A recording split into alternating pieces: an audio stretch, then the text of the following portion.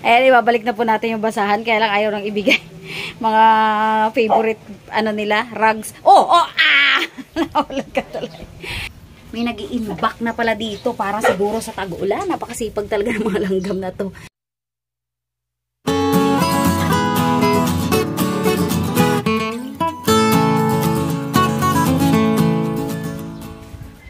Hi guys! Welcome back sa aming channel. Wow. Ayan, medyo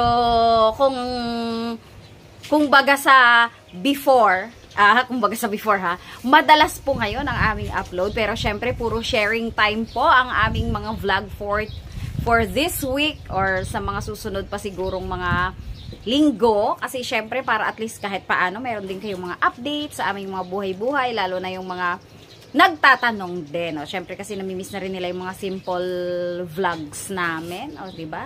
Maraming salamat po sa inyo, syempre.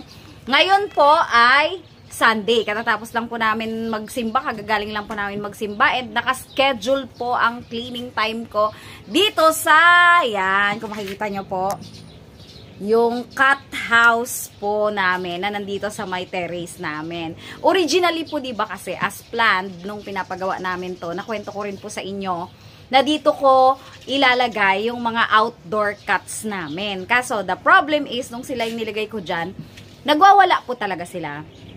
Hindi talaga sila sanay na nasa loob ng cage. Especially sila tipi, kasi talagang ma-outdoor sila at sa kubo talaga sila. Though marami naman kasi sila mga kubo talagang tinitirhan. Especially ngayon may malaki na kaming parang function hall dyan. Dyan talaga sila kasi nakatera. Dyan sila natutulog. Dyan sila may mga duyan kaming nakalagay dyan. Sa duyan sila nakalagay. So sobrang sanay sila doon.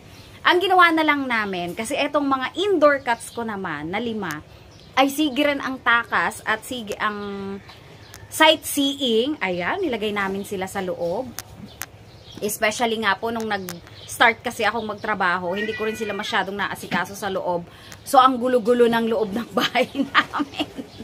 Ang gulo-gulo na loob ng bahay namin. And then, syempre, may mga territorial din nga. Kasi, di ba naalala nyo nga yung sofa ko nga, iniihian nung old cat namin, si Nibbles. Di, syempre, ang panghi-panghina ng loob ng bahay namin. Kahit na may mga litter sand na marami, wala pa rin. No choice pa rin po talaga. Nagwiwiwi pa rin doon. O, ngayon, syempre, nandito na sila, mas na-enjoy nila kasi nagsa-sightseeing po sila. Bukas po ito, sinasarado ko lang yan kasi nilagyan ko ng kortina, pati yung kabilang side, ipapakita ko mamaya. Kasi medyo mahangin po ngayon, sobrang hangin talaga. Pero syempre kasi hot-blooded naman ang mga cats natin. Sanay sila, especially kapag during the day. Napaka-presko po talaga dito, mahangin po talaga ngayon. Kaya lang paggabi, malamig nga kasi mahangin. Tapos malamig yung singaw. Oh, Tipi, alam ko yan. Masali-sali si Tipi.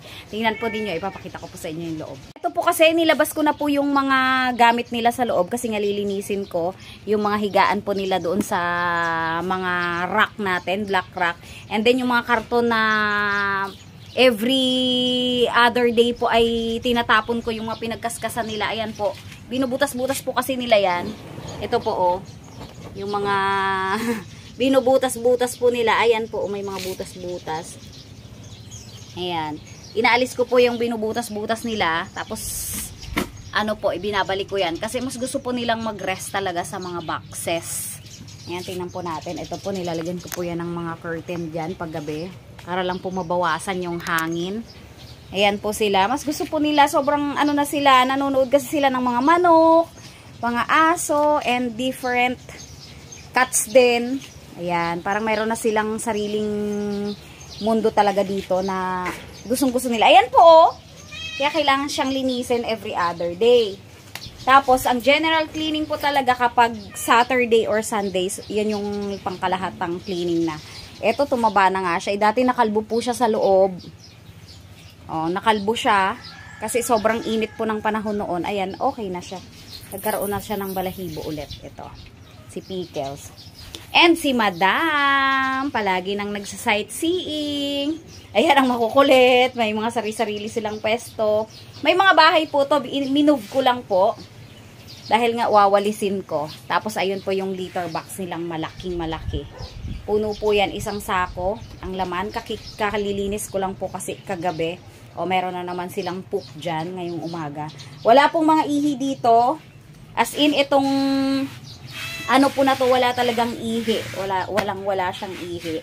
As in. Kaya lang wawalisan ko nga siya kasi yung mga ano ng mga food, may konti-konti yan po. May mga food. Kapag every other day naman, hindi ko masyadong nakukuha yan kasi gabi na. Kaya, pag weekend, saka ko yan tinitira talaga ng general cleaning. Eto po, yung kanilang laruan. Ayan yung nagkakaroon ng mga ganyan, no? Ayan yung wawalisin ko, papagpagin ko na naman. Ayan. Tapos, hindi yan damo. Alam mo yan, hindi yan damo. Diba? Hindi yan damo. Pickles. Ay, si Pickles tuloy. Shein. Natotoo lang po, ang tataba nila ngayon dito. Ang tataba ng mga ano nila ngayon, ng mga katawan nila. And especially this black na sobrang suplada. Nasanay na po talaga siya dito. Sanay na sila. Gustong-gusto nila kasi yung ano dito, yung ambience dito. Parang, syempre nakakita sila ng mga ibang pusa. Ayan, yung mga ibang aso. Nandyan sila. Hindi naman po sila pwedeng pagsama-samahin. Kasi hindi naman sila mga close. Hindi sila pwedeng pagsama-samahin. Yan. Dito sila. Ayusin ko lang po, lilinisan ko. Ito, linisan ko rin yung kanilang tubigan. Ito po yung pakainan nila, nilinis ko na po. Tinakta ko yan kanina. Pero huhugasan ko pa. Ayan, yung toy nila. May toy po yan dyan. Ayan. Gusto nila. Dito ko po nilalagay yung mga basahan. Sa black rack na yan. Papagpagin ko lang po kasi puno na naman ng balahibo. Kasi ang bilis po ng ano. Yung basahan po kasi na yun, mga basahan, mga rugs. Inaano ko yon, pinapalitan ko yun every week. Kapapalit ko lang po yun nung the other day. Papagpagin ko lang po muna. Ayan po. Walis-walis lang po muna tayo.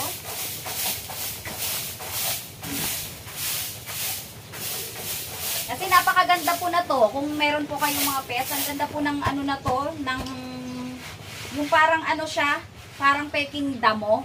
Sobrang ano po, favorite na favorite nila. Gusto-gusto po talaga nila. Hindi sila nai-stress kasi maganda rin yung tapakan at saka hindi naman siya masyadong langgamin. Kaya lang nalalanggam dahil may nahuhulog nga pong mga pagkain. Ayan yung mga langgam na gawa nung kanilang mga food. Tapos paminsan-minsan po nakakaano rin sila, pumapasok din sila doon sa loob. Kasi ito, binubuksan ko yung bintana. Diyan lang po yan. May tawiran lang po yan. Kaya lang, syempre, nasanay na rin sila dito na marami silang nakikita. Dati naman po kasi nasa loob sila. Takas talaga yung takas yung mga yan. Oy, teka lang. Pairam muna niyan. Walis muna tayo.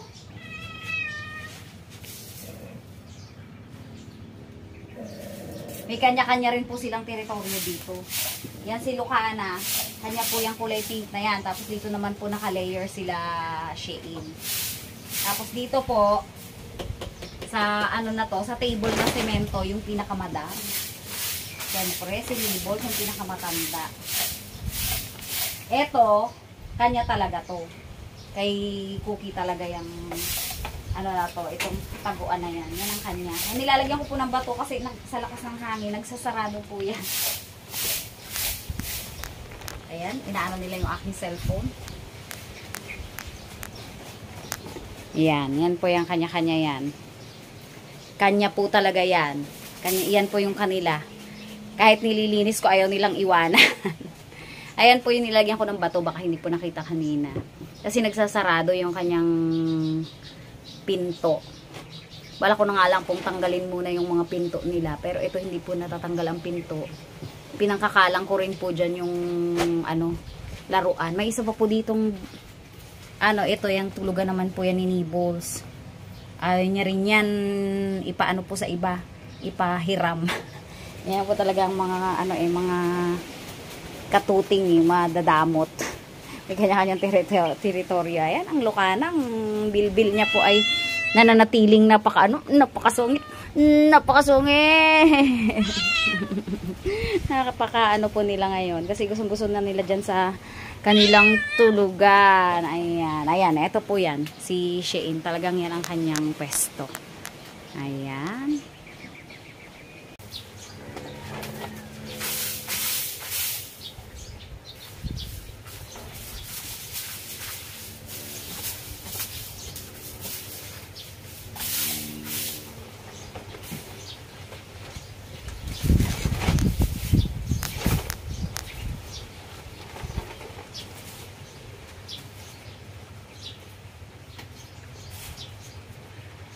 Excuse me muna, madam. Excuse me muna, madam. I-move lang natin, madam. Para mawalisan natin ang iyong bahay. Ay, may bahay ang langgam din sa ilalim.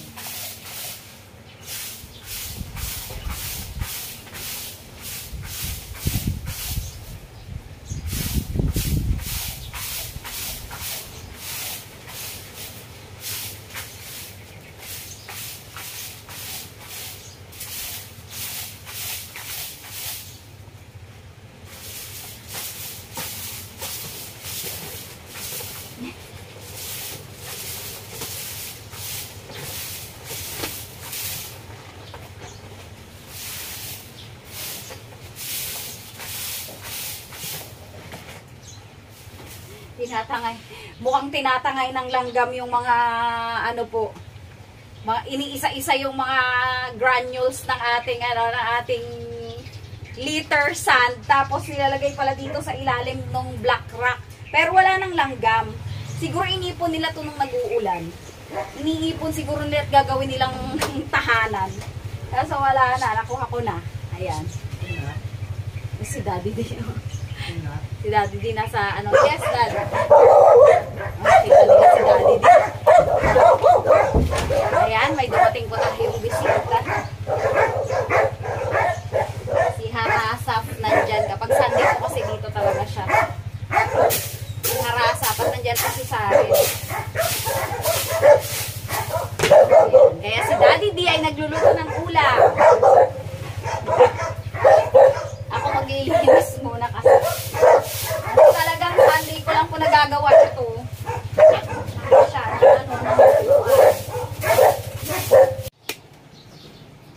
Ayan, ay enjoy na. Ayan, nawala na po. Natanggal ko na yung ano dito. Pero, meron akong na-discover dito na nakakatawa. Kaya pala dito yung mga langgam. May nag-i-imbak na pala dito para siguro sa tag-ulan. Napakasipag talaga ng mga langgam na to. Pero tatanggalin ko po ito kasi hindi sila pwede ditong manirahan. Ayan. Hindi ko alam kung saan nila pinagkukuha yan. Ayan. Mga bigas. Kaya pala na lang ganyan ang nangyayari. Pero hanggang dito lang po siya. Kasi ibig sabihin galing siya dito sa pinto. Ayan. Galing sa pinto. Nilalabas nila dyan. Binubutas nila siguro yung bigas namin sa sako. Napakaloko. Ayan. Kaya aalisin ko po yan. Ang dami na pala nilang nanenok na bigas amin. Hindi namin nawawala yan. Kasi hindi mo sila lumalabas. Sa ilalim lang sila. Hindi ko naman ito masyadong inaangat. Ayan, nakapag-ipon na sila dyan ng ganyan kadami. Naitapon ko na yung dito banda. Meron pa pala dyan. Oh, nanakaw nila sa sako ng bigas namin. Matalinong langgam. Kaya lang sorry na lang sila.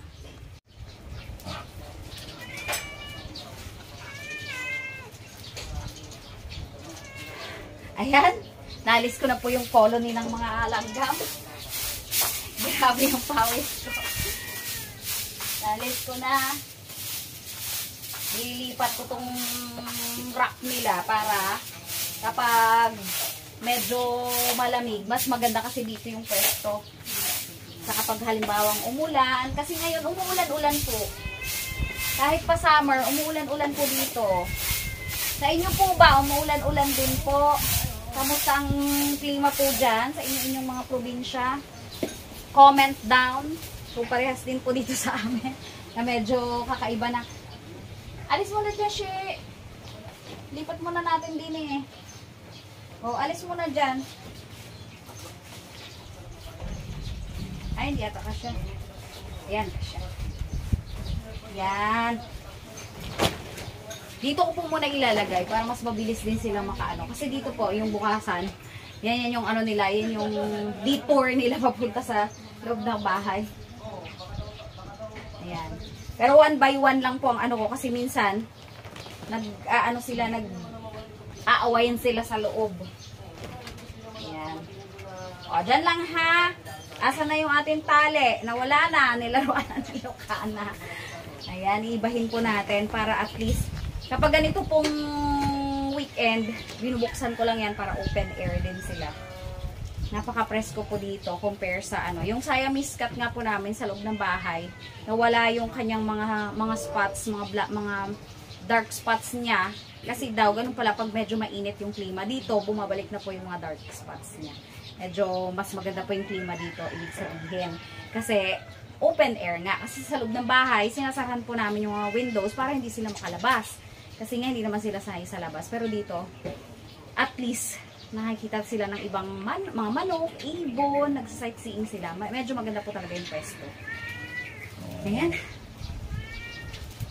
Lipat ko muna. At hindi talaga makaalis doon. Ayan. Yung mga ano po natin na yan, yung mga gilid-gilid po. Pawalisan ko na lang yan. Ayan. O, meron kasing mga gagamba.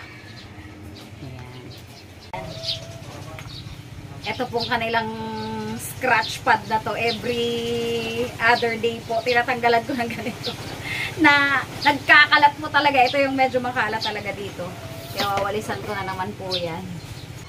Ayan. Ibalik na po natin yung iba nilang mga gamit. Akin po ito natin ilalagay. Tapos syempre yung kanilang basket na favorite. Ayan. And then yung kanilang toy. Ito po napapalitan to. Yung scratch pad po na to, napapalitan po ito. Ayan po, naaangat po yan. Napapalitan po yan. Nabibilhan po ito sa Shopee. At pag nagasgas na po ito masyado, papalitan ko na po. Dito nila yan sa ilalim talaga. Ayan. Tapos ito, hindi po talaga pwedeng ialis dito ang litter sand. Kasi, ang litter box kasi kailangan open air kahit paano. Kapag maghapon, hindi pa nai-scoop yung kanilang poop, at least, open air lang. Diyan yan malapit. Ayan, ibabalik na po natin yung basahan. Kaya lang ayaw nang ibigay. Mga favorite, ano nila, rugs. Nawalan ka talaga. Dito po kasi iyan nakalagay. Ayan. Nilinis po natin yan. Pinapalitan natin every week. Ayan. Ayan, yung mga favorite nilang higaan. Gusto po nila may ganyan din. Ayan po ang nilalagay ko dyan. Okay, hindi na kita papakailaman. Hindi kita dyan paalisin. Ito si Miss Taray talaga. Bad yan. Bad na yan. Ayaw niya po. Kasi teritoryo niya yan. Akala niya siguro paalisin ko siya. Masungit talaga itong magnanay na to kasi lahing Siamese. Ayan. O, dito ka na. At babanatan ka ni Pickles. Diyan ka na. Sorry ka, naunahan ka na. Diyan ka na. Itong mga rugs po na to. Ito ay ano po yung isang rug. Dito po yung sa pakainan yung isa. Madam, excuse me naman dyan, madam. At lagayan ng pagkain nyo yan, madam. Yes. Excuse me naman dyan. Alis naman po dyan. Dyan po yan sa table. And yung isa, dito po sa pagpaga ng paa nila sa litter sand. Litter box pala, I mean. Yan, pinapatong ko, nilulubog po yan dyan sa ilalim ng litter box. Para meron silang kompleto. Ayan, nagagawa na naman yan sa teritoryo. Si Misungit natulog na, Pickles! Hindi na kita paalisin dyan. Sa'yo na yan, sa'yo na yan. Taray. Inunahan niya na. Nang una na naman ang lukana. Nang una na naman. Ayaw nga. Ano po yan pag ganyan, pag bagong lagay. Talagang mga territorial sila. Pero hindi naman po yan nakakasakit. Kahit mga ganyan niya. Ibig sabihin, ayaw lang yan ibigay sa iba.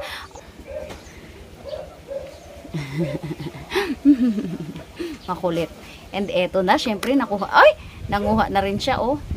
Ayan, yung isang box na lang po ang pwede nating ipasok. Dahil siya na lang yung medyo maayos. Ayan. Yung dalawa po ay sira na. Kung nag-groceries kami, kukuha na ulit ako ng box. Sa box ko pinalalagay. Para meron po kaming mga boxes. Ayan. Ganyan. Yan po ang mga style niyan. Mas gusto nila yung ganyan. O, tingnan, aagawan na naman. Mauuna na naman siya. Okay. Ayan yung mga pakainan. Papalitan ko na lang po mamaya.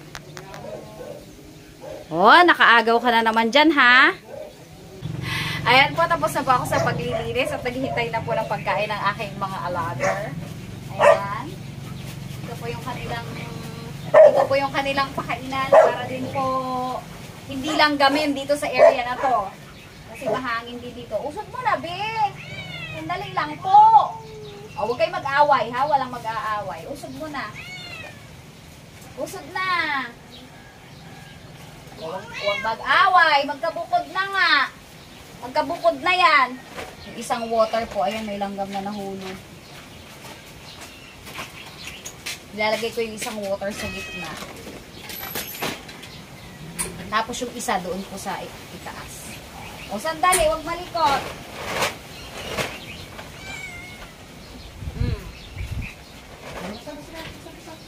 Yan. O, sandali. Eto na. Ah. Wow, sarap. O. Ito sa'yo. Huwag kang maaway dyan. O.